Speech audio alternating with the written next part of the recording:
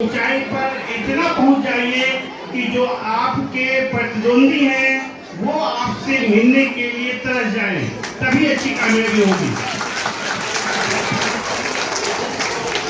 सबसे बड़ी चीज लाइफ में होती है टाइम का मैनेजमेंट। जो पेरेंट्स आए हुए हैं उनसे मैं कहना चाहता हूं कि आप बच्चों के लिए एक टाइम टेबल बनाइए और उस टाइम टेबल से ही बच्चों को पढ़ने दीजिए। और हर बच्चे को आप ये कहिए कि तुम लिखो कि जो बीता हुआ कल है उसमें तुमने क्या किया, कितना समय तुमने बर्बाद किया, कितना समय माँ बाप की खिदमत में लगाया, कितना समय तुमने पढ़ाई में लगाया। तो अगर आप ये लिखेंगे तो बच्चा खुद एहसास करेगा कि हमने कितना समय अपना गंवा दिया है।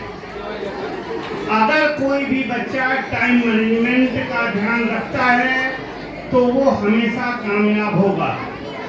समय की जो इज्जत नहीं करेगा, समय उसकी इज्जत नहीं करता है। जो भी बच्चे यहाँ पर हैं उनकी उम्र लगभग 10 साल है, तो आप लोगों के पास सिर्फ 15 साल बाकी है। इस 15 साल में अगर कड़ी मेहनत कर देंगे तो आप सफल होंगे, आपका परिवार सफल होगा, आपका नाम होगा, इस स्कूल का नाम होगा, इसके साथ सर का नाम होगा।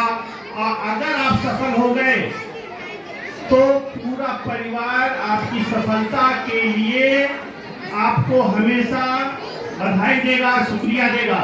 लेकिन अगर ये आप 10 साल या 12 साल कड़ी मेहनत नहीं करते हैं तो जिंदगी भर आपको रोना पड़ेगा। और समय जो चला जाता है कभी वापस नहीं आता है। तो मेरा ये कहना है कि आप टाइम मैनेजमेंट का ध्यान दीजिए। और हर बच्चा अपने आप में यूनिक होता है और सबसे पहला जो टीचर होता है वो माँ बाप होता है।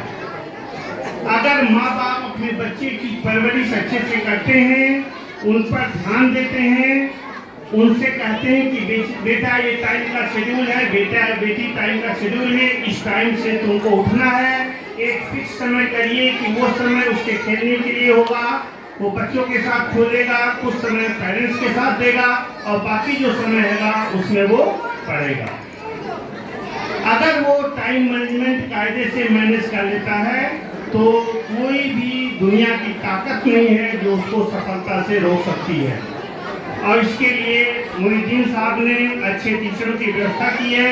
वो सारे टीचर बच्चे के उज्जवल भविष्य के लिए जो भी डायरेक्शन होता है समय समय पर देते रहते हैं।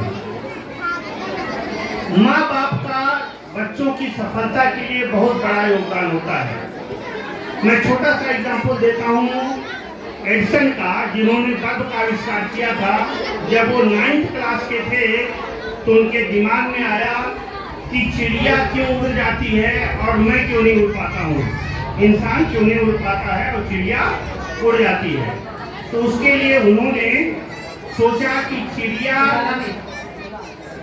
जो कीड़े मकोड़े हैं उसको खाती है, इस वजह से उड़ जाती है। तो उन्होंने एक दिन जो है सुबह उठे, गार्डन में गए, कई कीड़े मकोड़ों को पकड़े, उसको उन्होंने मारा, उसको पीसा, पीसने के बाद एक घोल बनाया।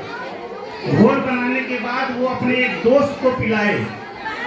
पिलाने के बाद उसको कहने लगे कि उड़ो, और नहीं उड़ रहा था तो उसको मार रहे थे। कहे कि जब चिड़िया उड़ सकती है कीड़ा मकोड़ा खा के तो तुम क्यों नहीं उड़ सकते। उसके बाद उस बच्चे की तबीयत बहुत ज़्यादा खराब हो गई। खराब होने के बाद कॉलेज के टीचरों ने उनको मारा, उनके कान पे एक झापड़ एक टीचर ने मारा और उसके बाद वो कान से कम सुनने लगे। उस कॉलेज के जो प्रिंसिपल थे उन्होंने एक लेटर लिखा और वो लेटर कहा कि तुम ले जाके अपनी माँ को दे देना। माँ ने उस लेटर को पढ़ा। पढ़ने के बाद एडिसन ने कहा कि माँ क्या लिखा हुआ इस लेटर में, तो माँ रो रही थी। तो उसने कहा कि बेटा कोई बात नहीं है, तुम्हारे कॉलेज के प्रिंसिपल ने ये लिखा है कि तुम्हारा जो लेवल है एकेडमिक लेवल बहुत ही बड़ा है और तुम्हारे स्टैंडर्ड का कोई भी टीचर यहाँ पर नहीं है और तुम्हारे को पढ़ाने के लिए जो हाई टेंथ टीचर थे वो यहाँ पर नहीं मिल पाएंगे। इस वजह से उन्होंने कहा कि कल से तुम स्कूल मत आना।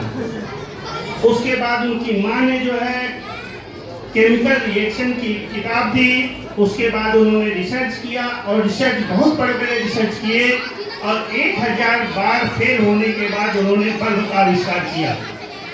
आविष्कार करने के बाद वो उस समय दुनिया के सबसे बड़े वैज्ञानिक बन गए।